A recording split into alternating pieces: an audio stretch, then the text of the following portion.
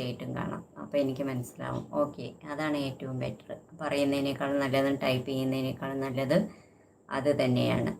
അത് ഞാൻ കണ്ടോളാം കേട്ടോ.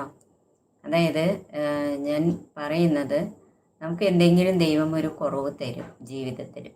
അത് പല തരത്തിലായിരിക്കും. ഓരോ മനുഷ്യർക്കും ഓരോ തരത്തിലാവാം.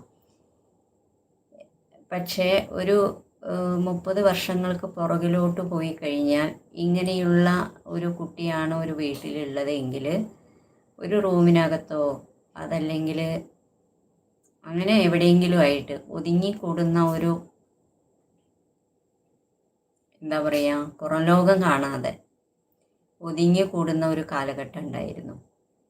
ഇപ്പോൾ അതിൽ നിന്നൊക്കെ ഒത്തിരി ഒരു 80% അല്ല, ഒരു 90% കൂടുതലും അങ്ങനെയുള്ള ഒരു അവസ്ഥ ഇല്ല എന്ന്, അല്ലേ?